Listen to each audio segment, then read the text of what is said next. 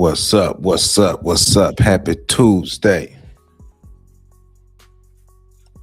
This good Tuesday night. We getting it in. How y'all doing tonight on this good Tuesday night? I hope y'all doing good. I hope y'all doing good out there. I know some people in some northern parts of this country dealing with some crazy weather. I'm down here in Florida, our weather back to being what it is. But welcome to On the Shoulders of Giants Tuesday night live. I'm trying to open up my water. Welcome. We got a good show tonight. Of course, it's a school night, so we're not going to be here all night, but we're going to make our time count. We are looking at a conversation of two Black people who are conservatives, Monique and Kevin. And this is the Off Code podcast. It's their podcast. And they are having a conversation surrounding one, Charlie Kirk, two, Kevin's article that he wrote about Charlie Kirk. And I do have that article. And I'm going to make sure I put a link to that article in this video. But the link to that article is in the description of the Off Code podcast, which is linked to this video. But the title of his article is Dear Black People, Charlie Kirk Loved You. And in this article, Kevin is explaining why Black people are deceived by the left. And of course, people don't disagree with that, but he's, I guess, explaining why he believes Charlie Kirk actually really loved Black people and Black people just didn't get it. And I'm confused in the mug because, I was covering Charlie Kirk a year before he really, really, really exploded. Before Charlie Kirk really got out there in the masses, when he was just, known on social media because of his exploits on college campuses, I did a video on Charlie Kirk. And then a year later, he blew up. So I really listened to Charlie Kirk. I sat down and I listened to Charlie Kirk. And Charlie Kirk talked a lot of bull. And Kevin's plea is based in a little bit of truth and a whole bunch of lies and a whole bunch of stretching of truths surrounded by more lies. But through his worldview, he really believes that Charlie Kirk was out here to help us and save us. So we're going to break that down. We're going to break that down today. We're breaking that down tonight. So what's going on, G Money Hollywood? What's going on, my brother? Hey, it's going down this Tuesday, man. We got a couple belly crawlers, man. We got a couple knee livers. Black folk, we have to better understand politics and how to interact with politics and how to use politics. Because we're dealing with two Black people who, we're dealing with two Black people who their identity is their political affiliation. Their identity is conservative. It's crazy. Terrell, my brother, what's going on? Good evening, my brother. How you doing, man? We in here talking about these people, Monique and Kevin, man. Monique and Kevin are wild for what they got going on. So we're dismantling a narrative that has been floating around in Christian conservative circles, right? Because you know how these Christian conservatives, of course, we know this is Christian nationalist ideologies. And this is Black people who have assimilated and adopted Black Christian nationalist ideology, right? The idea that Charlie Kirk loved Black people, right? That's a crazy idea, right? This isn't a debate about feelings or rhetoric. Tonight, it's about results, reality, and accountability, because my one grand question is, what the hell has Charlie Kirk actually produced for us to show that he loves us so much? So, hey, man, hey. They coming out the woodwork and doing Black History Month, which is a bad thing. Well, let me be fair. This video came, to be fair, this video came out September, but we covering it Nah, because it's some bull. I found it during Black History Month, so it's some bull. So Kevin Briggins wrote an article titled "Dear Black People, Charlie Kirk Loved You." In it, he frames racial discourse as a battle of ideologies: whiteness versus blackness, Marxism versus Christianity. And he suggests that conservatives like Charlie Kirk were preaching love to black people in the form of moral imperatives about family, work, and faith. But I want to be clear, and let's be clear, telling someone to work hard and put God first is not the same thing as producing tangible outcomes for the community. That's not love, that's ideology, that's preaching at people, talking at people. And Charlie Kirk was good at that because he thought he really knew what he was talking about, going on these college campuses, having these debates with these college students. But nothing tangible came out of anything, right? So we breaking this down. Kevin frames racism as merely an outdated label attached to certain ideas. But racism in America isn't just an idea. Historically, it's never been an idea. It's been policy and practice. It's redlining and segregation. It's mass incarceration and economic exclusion.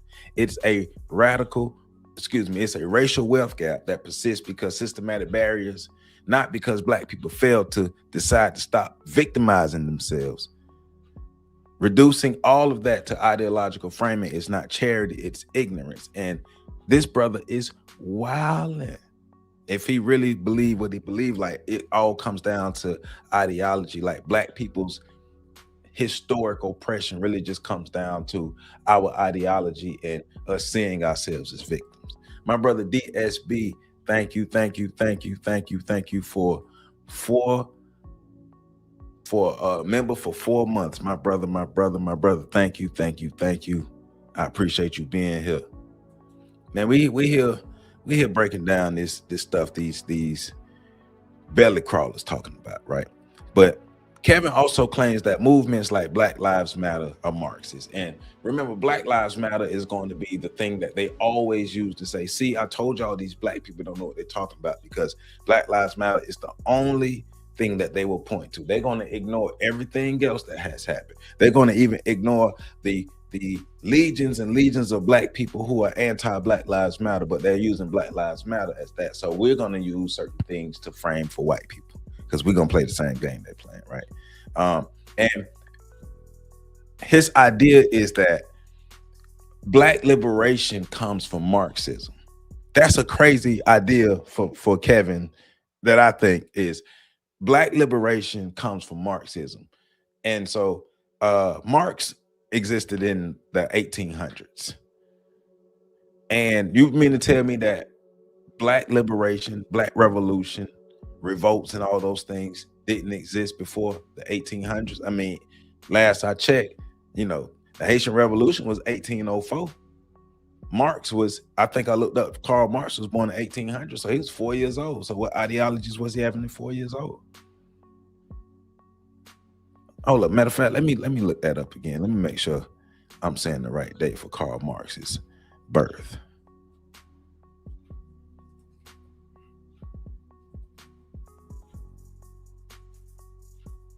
Actually, he was born in 1818. He was born even later than that. So, Buddy don't know what he's talking about. He just talking, man.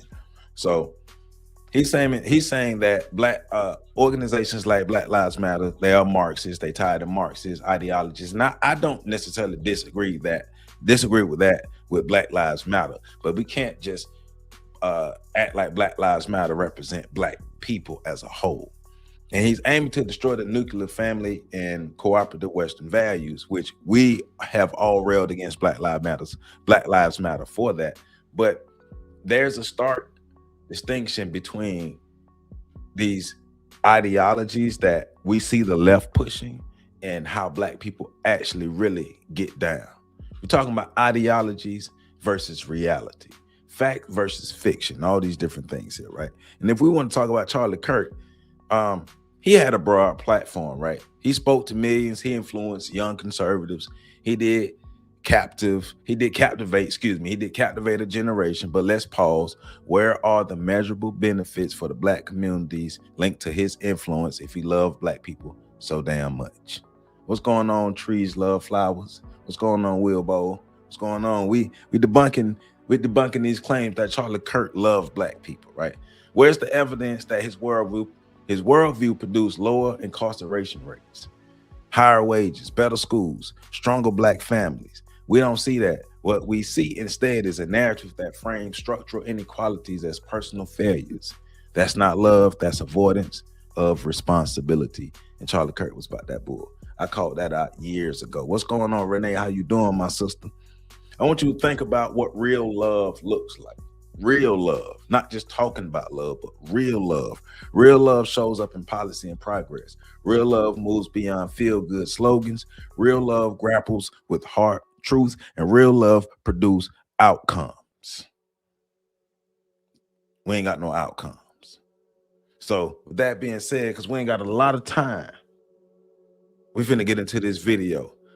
But hold on, I gotta do one thing. Make sure y'all hit that like button, comment, subscribe, share. If you haven't hit that like button already, please hit that like button. It's free. And remember, hitting that like button helps the algorithm. It helps this video get further out into the algorithm, and it helps more people tune in and be able to see what we got going on, because brother is being shadow banned. I'm shadow banned Shouty over here. So please hit that like button. But check out my commercial real quick. So I told y'all I was gonna get my merch shop up and running. So I've got it. So I want to show y'all my merch shop. So this is it. So I got some hats. So I got my own Shoulders of Giants hats available for order. I have shirts. This supposed to be like a canvas, some kind of shirt, jersey shirt. I don't know why they got that design, but it's a jersey shirt. Somebody wanted. Got hoodies, regular shirts, heavy, what they call it, the heavy tee. Tees for men's, unisex tees for women, everything. I got a mug. I gotta get this mug too. But this is the merch that I have available. See, I got my mug, I have my hats, and I have my apparel available. And all of that is, the links and stuff are below and connected to the video. So I got my merch shop up and running. Been working on that for a minute in the background to get my merch shop up and running. So I got it up and running. So if you want to support the channel, get you some merch, it's all available. Links below and links attached to the video. All right. So please support. Get yourself some merch. You know, I got my books in the back. You can get the books at the link at the website scrolling at the bottom of the screen. Will Bowl, I appreciate you, my brother, with the $10 super sticker. Greatly appreciate it, because we had to drop this knowledge today. We had to drop it. Look at all this money, homie. I got all this money, homie. You said they have put out the narrative that any black person who fight for the right to have equal opportunity is a Marxist, and most that lean to the left are labeled as such. I don't right. I mean, any human being with any kind of fight, humanity in them, want to be free, want to have autonomy, want to be treated like a human being, don't want to be on bottom of nobody, anything like that. Greetings, trees like flowers. How you doing? So let me go ahead and share my screen, because you got to see this. Hold on. So I just thought about it. The name of this podcast is the Off Code Podcast. How fitting the name of this podcast would be the Off Code Podcast, because they are totally off code with how they exist. Damn sure ain't on code with black folk to make sure that we actually can live a empowered, fruitful life as a group of people. Some things we agree. Yeah, we need family. We want family. We don't want these single families out here running around and all these things. We need families. But all the other stuff, you can't. They stretching stuff. Right? Yeah. Exactly. Telling us who they are with the Off Code Podcast. So here is Monique and Kevin being off code.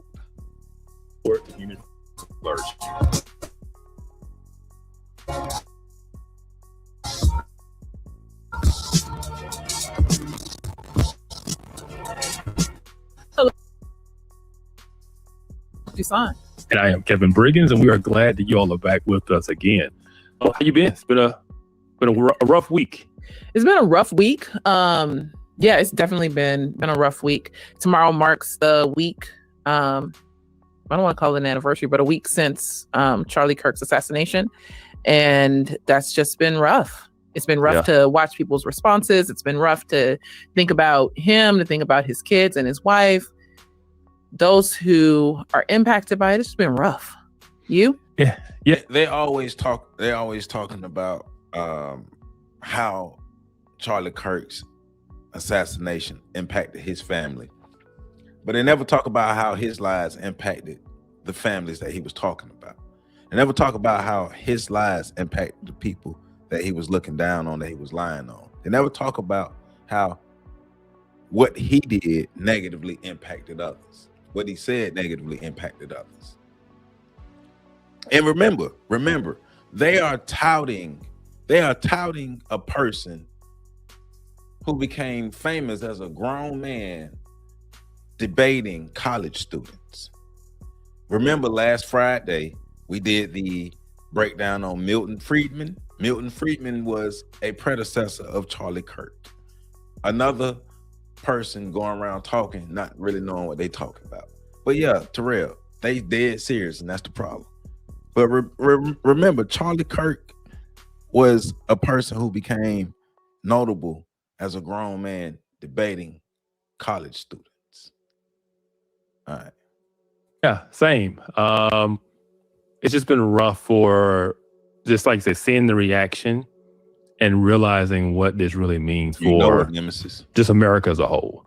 Mm-hmm. As I said many times on social media, the mask came off, right? And we really saw like, you really do hate us. Okay. And listen to what he just said. I'm gonna let him say it again. Came off, right? And we really saw like, you really do hate us. Okay. So who is us? Because he's saying that people having unfavorable reactions, in his view, unfavorable reactions to Charlie Kirk's passing, those are the others. And who is they? And then who is us? Because he's identifying as a conservative. Because these are, and hopefully we'll have time to get to the article, but the article is going to be linked in, but you got to read the article, because these are people who are trying to say that we as Black people have a hang up on calling ourselves Black. And one of our problems is our hang up on calling ourselves Black, because we need to get over that. Because if you're a Christian, you should be a Christian first and then not be Black. And it's like, well, you could be Black Christian, but he tries to go against that in the article. You got to read the article. We may get to it depending on how much time we got, but let him talk a little more. Okay. Yeah. That was the realization. Yeah, and I think it's important to highlight that when you say the mask, you're not talking about the mask of Blackness. You're talking about the mask of the left. Yes, right. The mask of the left. Right. So, as I wrote in an article I wrote about Charlie shortly after his death, and kind of what this means, talking about this stuff. I mentioned that, we used to think, we got political differences. We understand the rhetoric, but that's just politics, right? It's just, they're just trying to, gain support and hurt their political enemies. No, but we will not be cannon fodder in between mother lovers. I'm trying to stop cussing so much so I don't have them yellow things, but we will not be cannon fodder of these mother lovers out here having this political discourse. Why do we have to be the casualties? He told me, nah, bro, we're not doing that.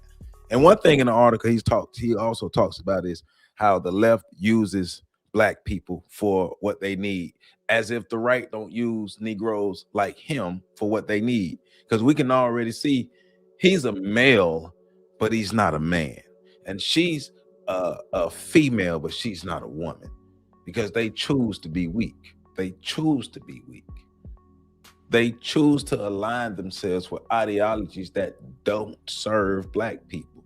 If these ideologies were so great for Black people, we would be better. Matter of fact, what has stopped the conservatives? What has stopped the right from helping Black people from pouring resources into the Black community? What has stopped them? Because that's one of my big questions. Everybody keep talking about the left. And yeah, forget the left. The left can go to hell.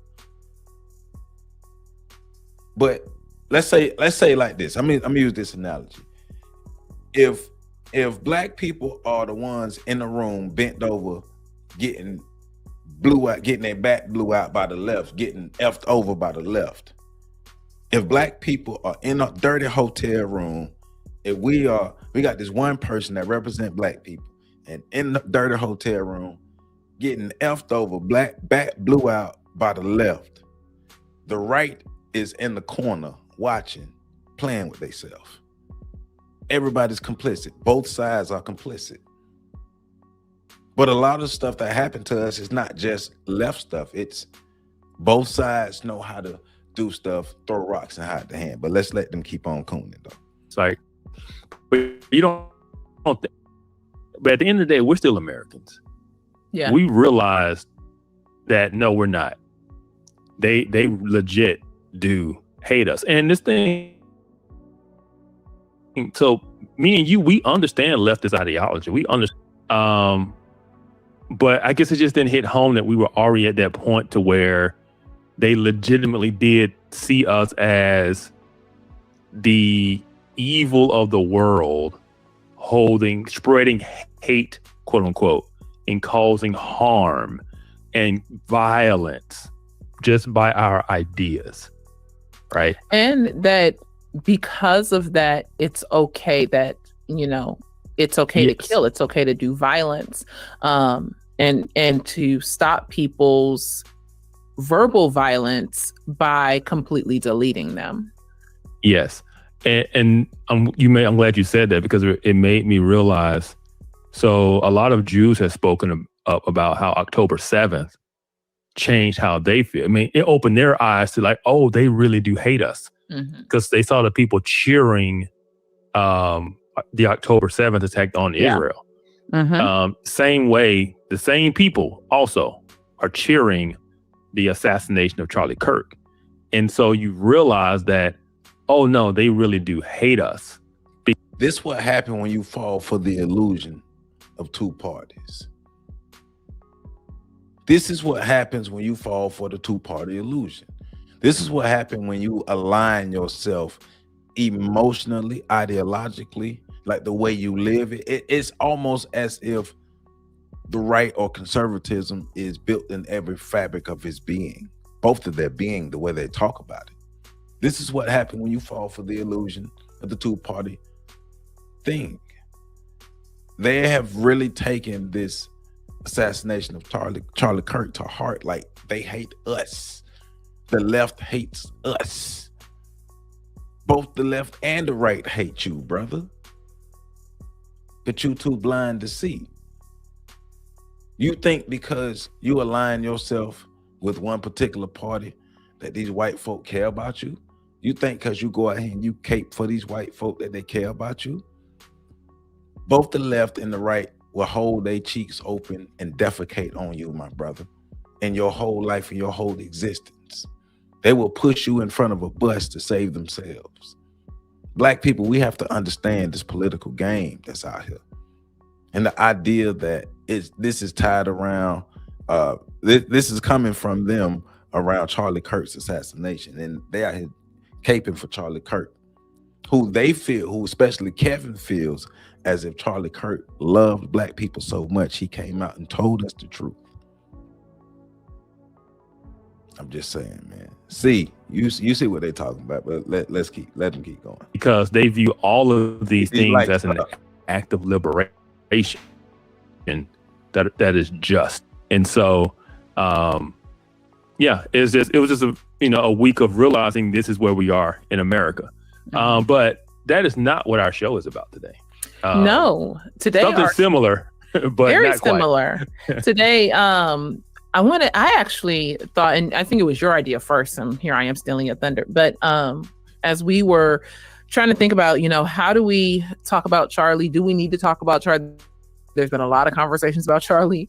You wrote a blog that came out this morning, And, it would be a good idea to actually kind of dissect this blog and then push all of you to go and read the blog, because I think there's a lot of helpful information in it. It is I read the blog. It's bullshit. I read it. It's bullshit. Called Dear Black People, Charlie Loved You. I got it right? Yeah, Dear Black People, okay. Charlie Kirk loved you. Yeah. Charlie Kirk loved you. Okay, I'm not trying to mess up. But it's a very thorough and well thought through blog. And as just kind of as we are not just talking and processing about Charlie, but as we think about the things that Charlie believed versus the things that many in the Black community are saying he believed, you really highlight some important things for us to remember. If I were to kind of take three core things from your blog, I would say the first one would be that race isn't just a matter of skin color or heritage, but it's really become this like underlying worldview or belief system. So you have Blackness and you have whiteness. Whereas before, earlier on in history past, whiteness and white skin wasn't always associated with these ideologies. Today, I think, to be white is to participate in whiteness, but you can. So when exactly in history are you talking about, Monique? Give us a specific time in history. Are you talking about pre-transatlantic slave trade? Or are you talking about post-Atlantic transatlantic slave trade? Because all the modern ideas of whatever realities we have are steeped in whiteness and white supremacy. What are you talking about, Monique? What time in the past specifically are you talking about when these ideas were not wrapped in whiteness? And also be Black and participate in whiteness. And you kind of thread that through in your blog. I say the second thing that the blog really talks about is grievance. And how does grievance work for Black people? Why are Blacks especially prone to grievance or to wanting to call out their grievance, largely racism and things like that? But where did that come from? And what is the harm that's done to that? There's a strong sentence. All right, Monique. So you mean to tell me, so if I break in your house, Monique, and I beat you in your, let's say Monique got a husband and some kids. I break in your house, Monique. I beat you and your kids up, your husband and your kids. We beat you and your husband and your kids up for 2 weeks. We beat you up for 2 weeks. You have no grievance. We oppress you for 3 weeks. We lock you down. We chain you. We whip you. We dehumanize you for 2 weeks. Just 2 weeks. Just 2 weeks, Monique. Just 2 weeks. You have no grievance. You just gonna shut up and keep walking like nothing happened? Or are you going to push? And if you can get away, let's say after those 2 weeks, Monique, you can get away. So you're not going to push to get prosecution? What are you talking about, Monique? What are you talking about, Kevin? Basically, they're saying, well, slavery is over.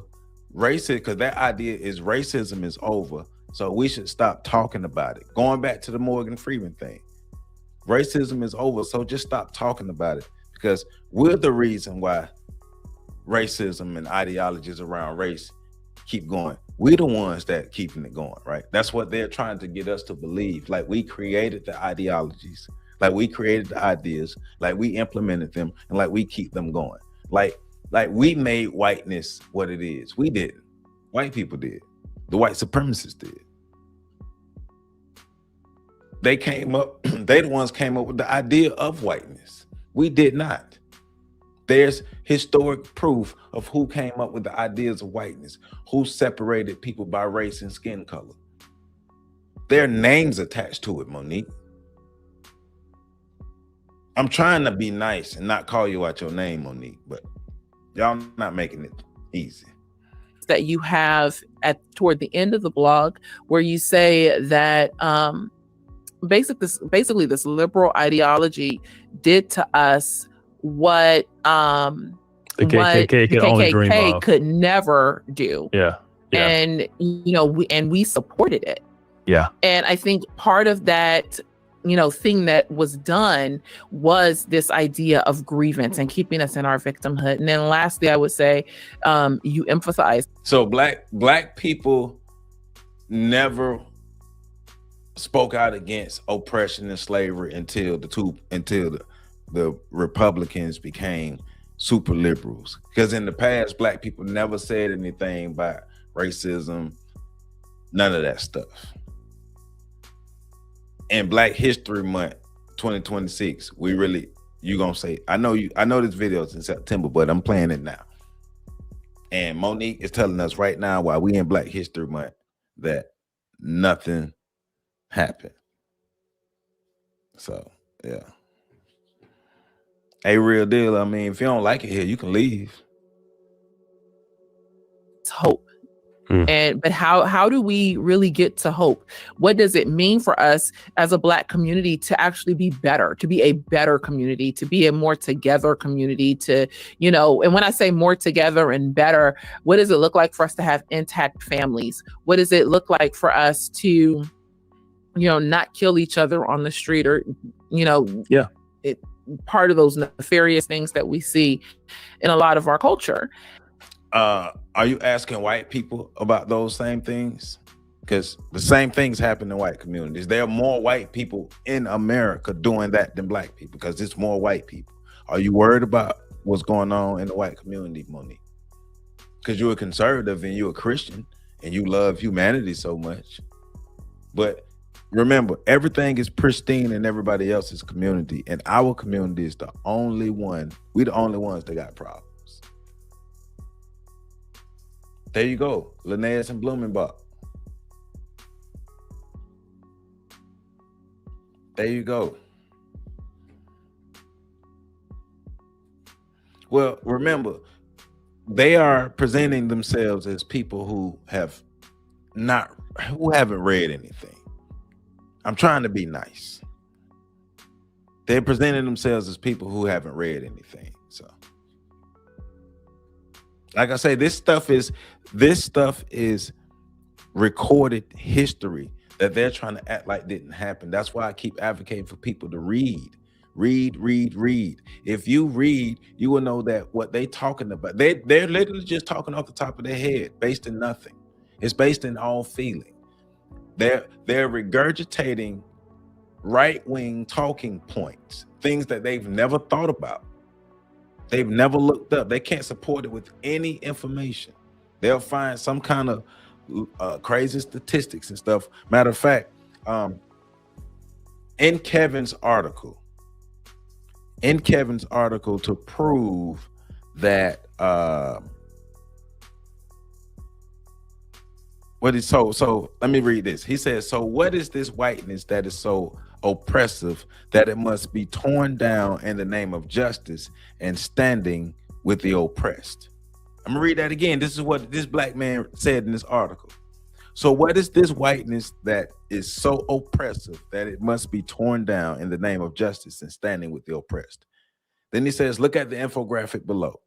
This was posted in 2020 by the National Museum of African American History and Culture, which is part of the Smithsonian. These are some things that it believes define whiteness. Now, see what he did? He took an infographic from the Smithsonian, white people stuff. This is from white people stuff. Oh, but because it's the African American National History Museum, then it got to be Black. Well, we all know the Smithsonian is white people stuff. But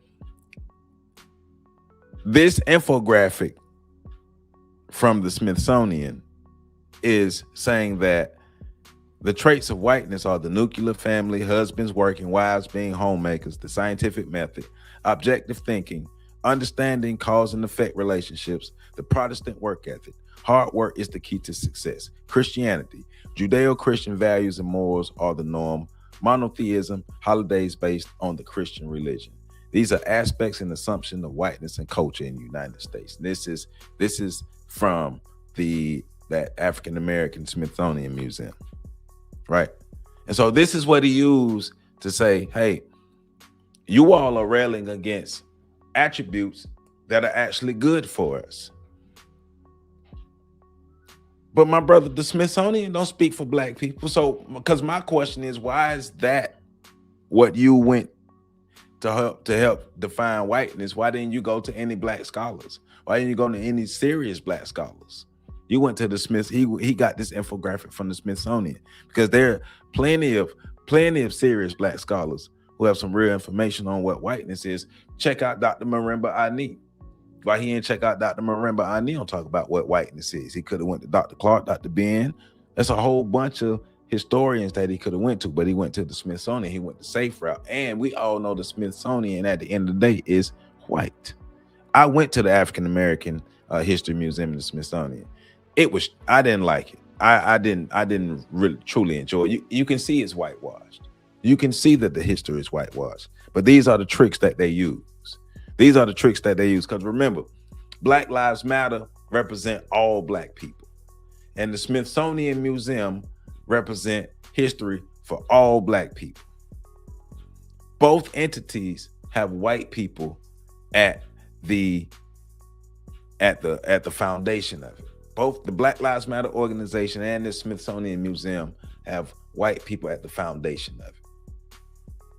Remember that. Right, Urugu. There you go, Jay Williams. Read Urugu and Iceman Inheritance. Yep. Matter of fact, I did a live on it not too long ago. Check it out. And so, yeah, those are the three things that I take away from it. But then also wanting to just kind of have some general conversations.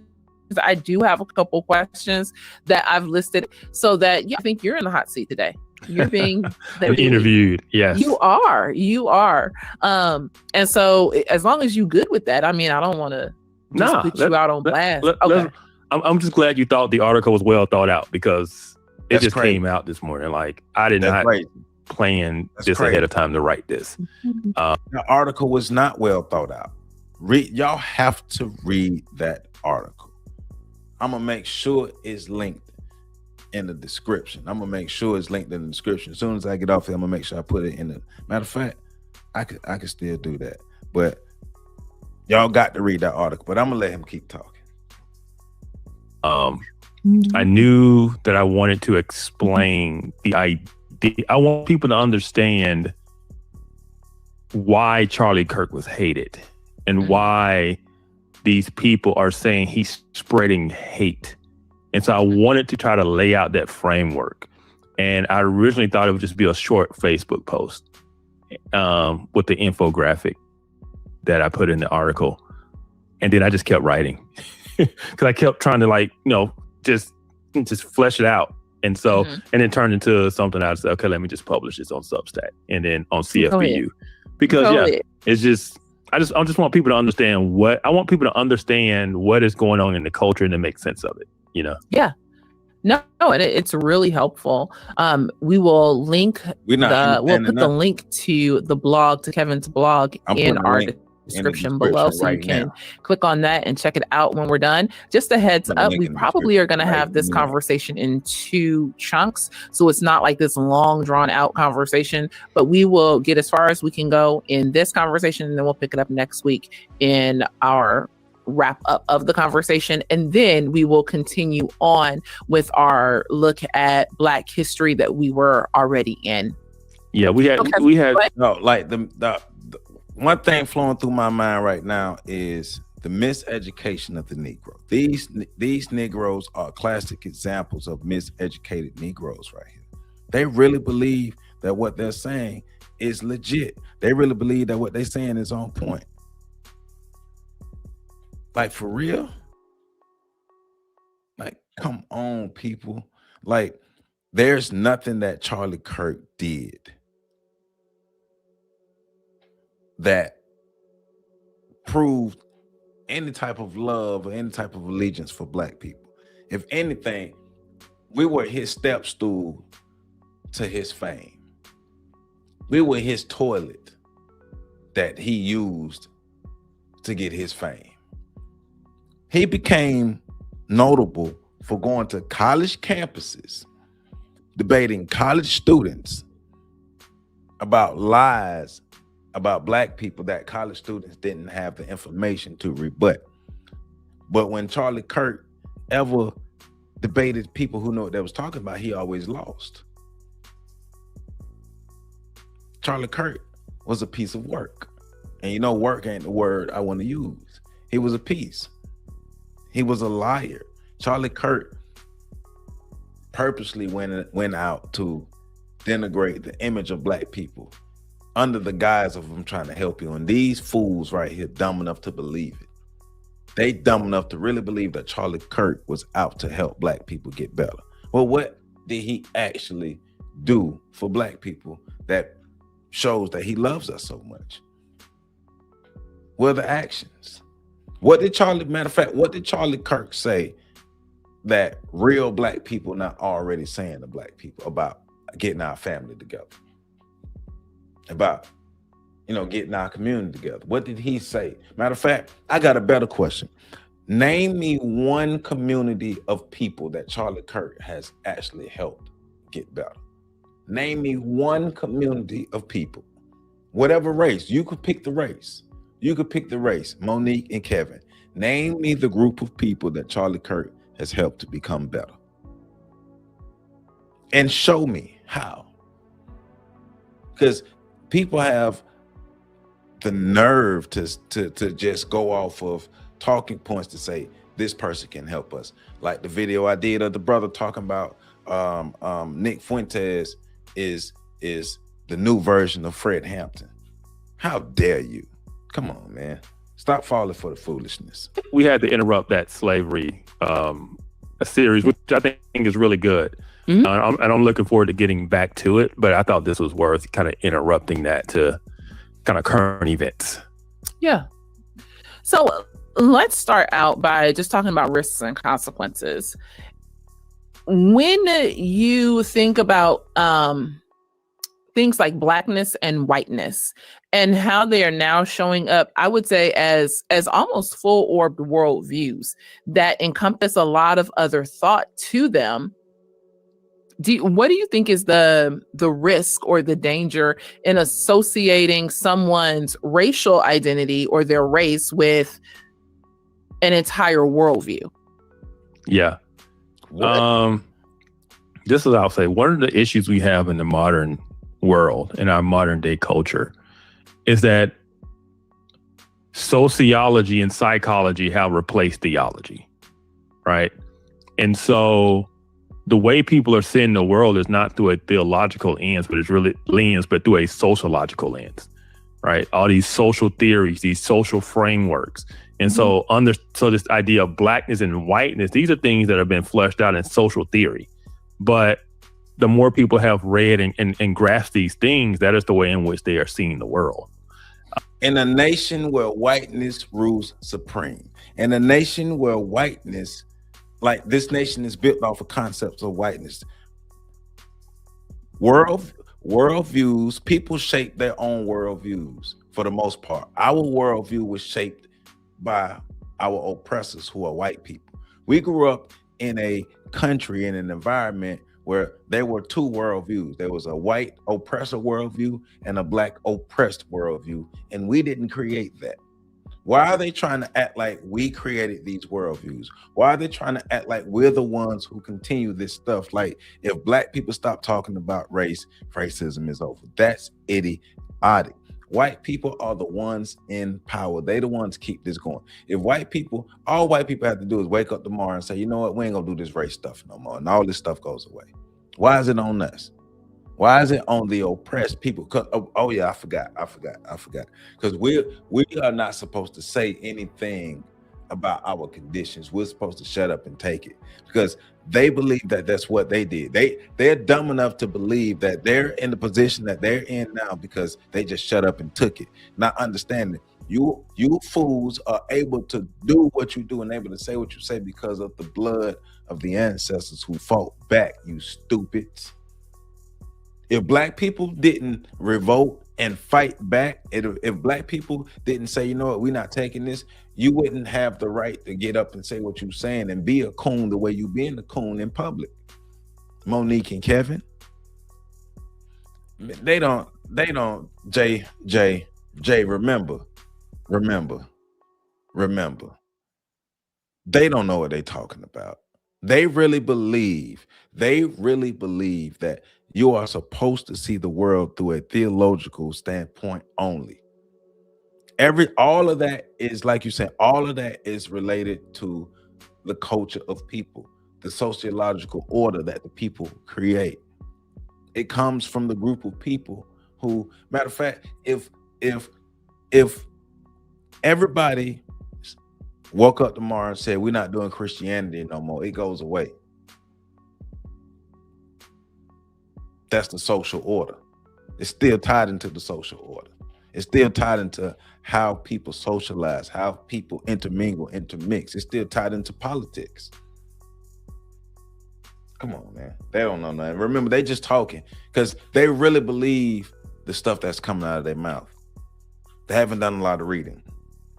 But yeah, there is a danger in that, oh, I am black, therefore I must think this way. I must hold these views. Oh yeah, and let me not to keep stopping, but remember this too. They're also talking as if back when America was a lot more racist, that America was more godly and America was better because America had a stronger belief in God, even though we were physically being brutalized and terrorized by white people. Remember that too.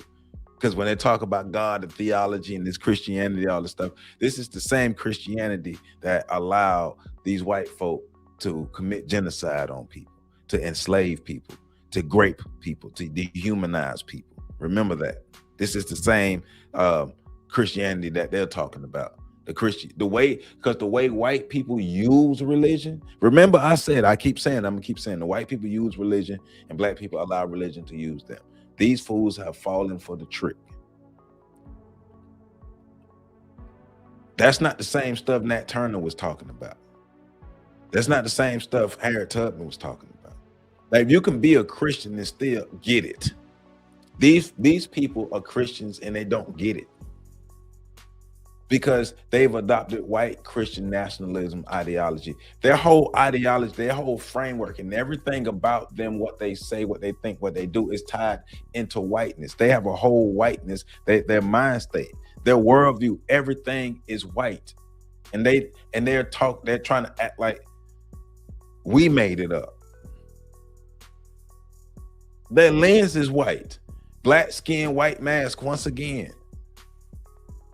And if black people just stop talking about it, though, all right. Viewpoints, and if I don't, then I'm not black, right? Mm-hmm. In the article, I used the Joe Biden example of when he said, if you don't vote for me, if you don't know you're voting for me or Trump, then you ain't black, right? Because black is supposed to come with a certain way of thinking. And same thing for white, to deem, and we're going to talk about like what whiteness is and how they view whiteness, but that's also why the progressive left they divest themselves of their whiteness. That's the language, right? See how they're so black. They don't want to hold to their cultural. He's ideologically tied blackness to the left. He's ideologically tied blackness to the left because 92% of the black people who vote Democrat. So to them, if you are black, then you automatically have these leftist ideologies. Heritage anymore because it's oppressive. And we're going to talk about why that's a problem, because it's deemed oppressive just because it's deemed as whiteness and white supremacy.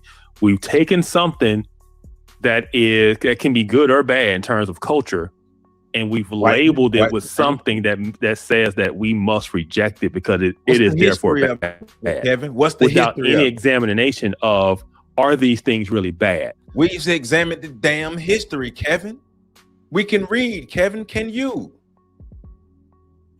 We've examined and read and studied the history behind whiteness, white supremacy, these ideologies, these frameworks, these worldviews. We've studied them. Matter of fact, our ancestors were victims of them. Why do you think you are here in America, Kevin? Why do you think you're speaking English, Kevin? You can't be that. But because we put these labels on them, they're using these labels to justify tearing them down, right? And so the progressives have bought into this. And so they want to divest themselves of whiteness, whatever that means, and they must, give themselves over to blackness and lift up black voices. But we all know it's not the voices like ours. It's the Patrice Cullors of the world. It is the Black Marxists of the world, right? It is those. Why when it comes to talking about black people and black voices and stuff, he automatically goes to Black Lives Matter? Like that's the only thing black that exists is Black Lives Matter. Really? He know what he's doing. He's being strategic. He know what he's doing, right? Because those are the only black people who exist, and these are the only black people who ever, I'm gonna use my bunny, is fought for black people. Because we know Black Lives Matter, the organization, Patrice Cullors and them used Black Death as a front to launder money from black people in the name or under the foundation of a white man. And a link to this article is in the description of this video, so you can go read the article, because we're gonna run out of time. We're not gonna get to the article. I might have to part two this. This might have to be a part two, because we'll have to finish the video and get into the article. I might have to part two this. But this is wild, man. Let's let them keep talking. Who push the progressive narrative. And so these labels of blackness and whiteness are really just used as covers. For what? For a much larger agenda. What's the agenda? The world is hurting. Poverty, division, injustice, and despair surround us. But there's hope. God's word offers timeless solutions for justice and healing. Join us on October 23rd through the 25th in Fairfield, Alabama for the Biblical Views on Justice and Society Conference. This transformative 3-day event explores how Scripture addresses today's challenges with clarity and compassion. Hear from thought leaders like Monique Duson, Kevin Briggins, Alton Hardy, and Krista Bontrager as they unpack biblical principles for justice and practical steps for your community. Yep. Together, let's discover God's plan. So we're gonna act like the black church was never under attack by white supremacy, because black people in mass never turned away from Christianity. They just don't follow the white Christian nationalist brand of Christianity. But think about all the attacks on, all the physical terroristic attacks on black people via religion, or black people who were religious leaders. Remember, like, how they infiltrate the churches and purposely appoint selected compromised leaders to mislead the black masses. Black people have never turned away from Christianity en masse. And black people understand the difference between black Christianity and white Christianity because we live it. We're not stupid. But Kevin is trying to talk to us as if, hey, once again, this race thing, this is a you guys' problem. It's not our problem. Christianity was used by the missionaries to exactly. I say it all the time, Jay. I say it all the time. They sent the missionaries in like 30 years before they sent the army, and they sent the missionaries in on reconnaissance missions to gather information, and then they brought the war in. They brought the infantry and they brought the army in to destroy. Christianity has always been used as a tool by white supremacists, and black people have always been used by Christianity since they gave us this brand of Christianity. It is not black people turning away from Christianity that is the problem. It is structural racism. And he's trying to act like, for one, black people turning away from Christianity. Two, the left. He's trying to act like it's leftist ideologies and black people turning away from Christianity is what keeps us in the position that we're in. Forget structural racism. Forget all the things that white people have done that's actually documented and recorded. Forget all of that. It's our ideologies that keep us where we are. They wild, man. Let me let them go ahead and finish a little bit.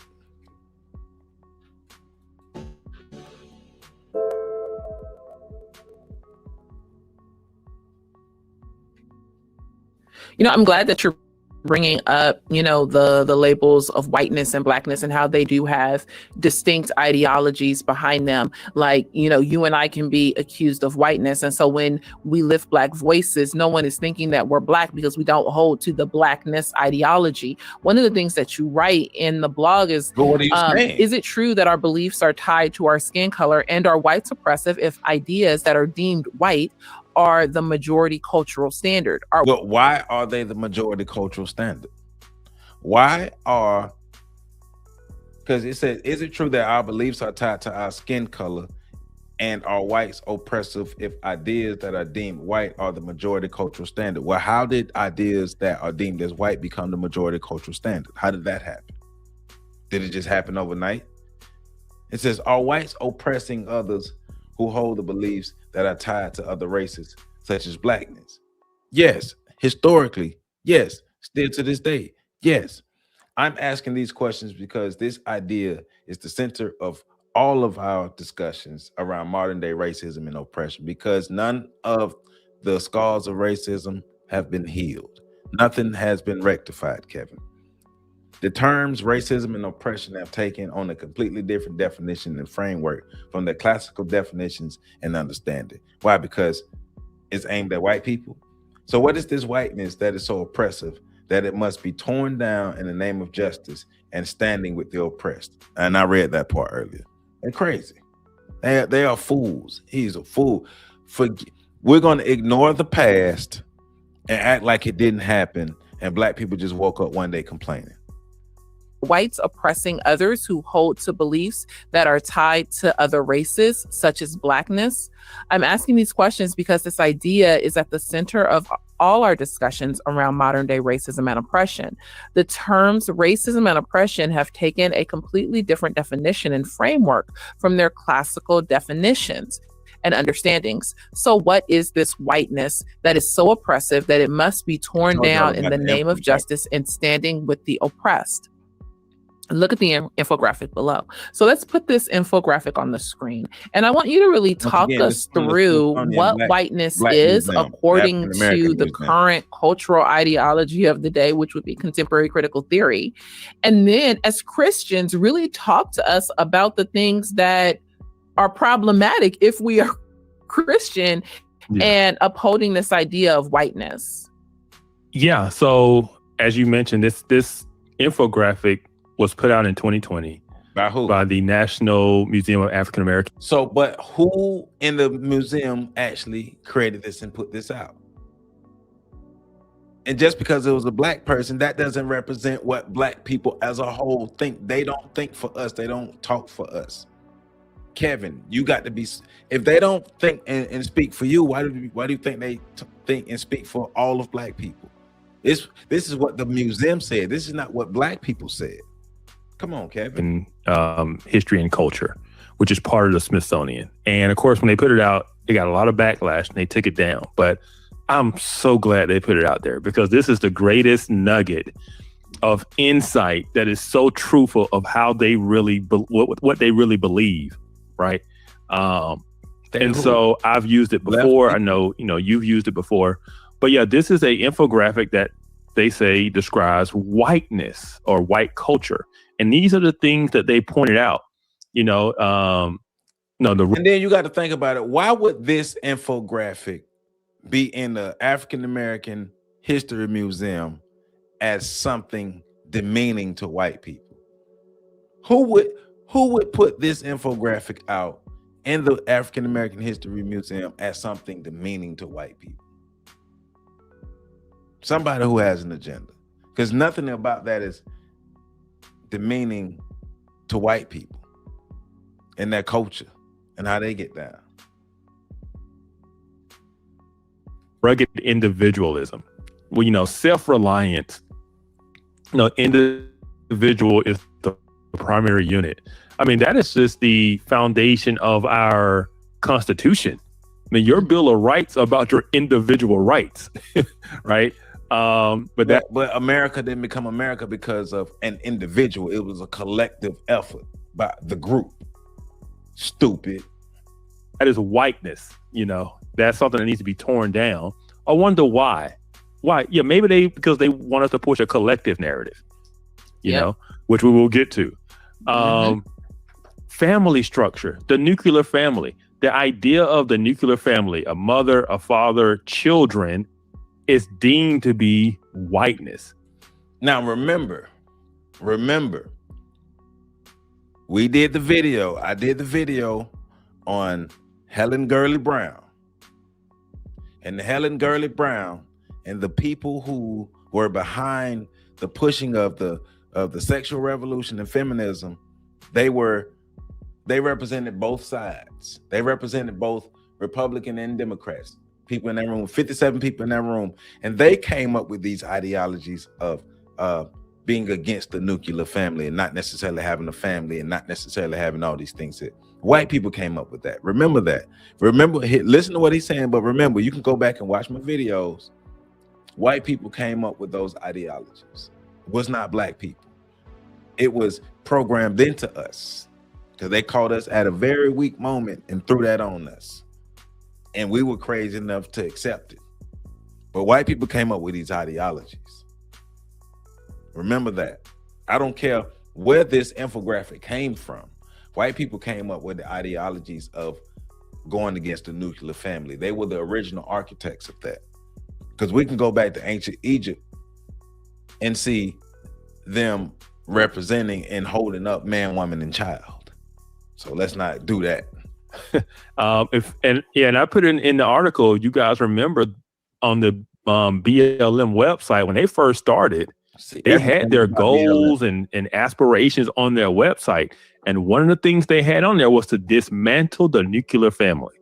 Yes. But that goes directly against Genesis. Yes. That's why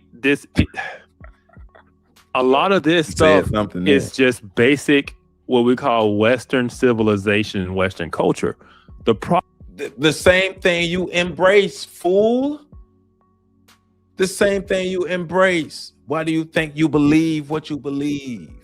Why do you think you're a Christian the way you're a Christian? You embrace Western culture, fool. Problem is Western civilization and Western culture is heavily influenced by Christianity. You know, we talk about the merger of Greece and Jerusalem, right? That makes up Western culture. And so when they start saying whiteness is oppressive, we have to overthrow whiteness. A lot of what they're talking about is Christianity. No, they're not. They're not talking about Christianity. They're talking about the actual history of how white people oppressed black people, like the Greeks did, like the Romans did, like the Europeans did, like the Americans did. Kevin, there's an actual history of oppression. And hey, the Europeans decided to tie Christianity into it because Christianity was minding its business. Christianity itself didn't do nothing to people. The Europeans, the ones decided to adopt Christianity. Shout out to Constantine. Shout out to Emperor Constantine. The Europeans decided to use Christianity as the guys that they used to conquer. So if Christianity gonna get some of the smoke, it's gonna get some of the smoke because it was used by the white people to conquer black people. But I'm gonna stop it right there for the day because this is school night, and you know I gotta be somewhere 8 o'clock in the morning. But they're talking to us as if actual history don't exist. It's gonna be a part 2 of this because we got to finish this and we got to get into that article. It's gonna be a part 2 of this. We coming back to this. We coming back to Kevin and Monique. They are wild, but you can't fool us because we read. You can't fool us because we do our research. You can't fool us because we know history. And if I don't know it off top, I know how to go find the information. You can't fool us. You can't just talk. Right, Jay. They intellectual midgets. They're missing some chromosomes and stuff like that. Like their mind has been colonized totally. And they're talking as if they know exactly what they're talking about. They're talking as if they're spreading truth. You don't have to be a Christian and a punk at the same time. You don't have to be a Christian and live on your knees to white supremacy. You don't have to do that. We have great historic examples. If you're a black person, you still want to be a Christian, cool, but that doesn't relegate you to living docile like that. That's a choice. That's a miseducation, a misunderstanding of what it is about. Jesus himself was a rebel. Come on, man. But they think we stupid. So once again, the link to that full video is in the description and a link to that article. But I believe we're gonna have to come back and do a part 2 of this. This is wild because they think we're stupid. But because I do want to get into the article. I want to tear that article up. But I appreciate y'all tuning in on this good Tuesday night, this school night. I appreciate you all. Like I said, I got to be somewhere 8 o'clock in the morning, so I can't go too late. But I want to make sure I get this thing started and talk to you all tonight. Make sure to drop some information and some knowledge on this good Black History Month. Got to make sure we're continuing to push the truth.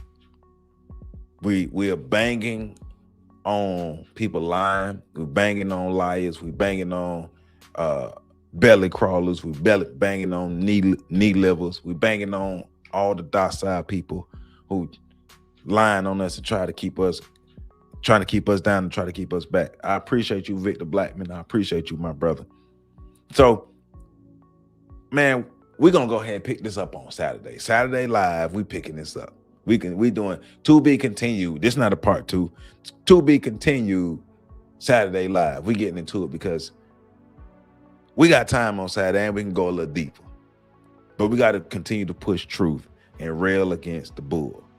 And you see the angles, because remember, there are two representatives of blackness. And these two things represent all black people is the Black Lives Matter organization and this infographic from the Smithsonian Museum. Because these two things represent all black people. But I guarantee you, if you try to take one aspect of whiteness and try to broad brush it to all white people, they're real against it. I guarantee you, man. But that's what it looked like when you've been slurping white people your whole life. So at some point, folk got to get off their knees. So let's read. And when you get tired, read some more. Let's educate ourselves. Let's make sure we on top of our information. That way people can't just lie to us and tell us anything. So with that being said, once again, it's a school night, so we can't go all night. But I appreciate everybody tuning in for what we got going on. And we're going to pick up this discussion on Saturday. All right? Yeah, they are a big part of the problem. They are a big part of the problem because they are soft. And they are afraid to be adults and really stand against the system, man. So, but with that being said, I love you all. Make sure you every day do something to make yourself a better black person and make your community better.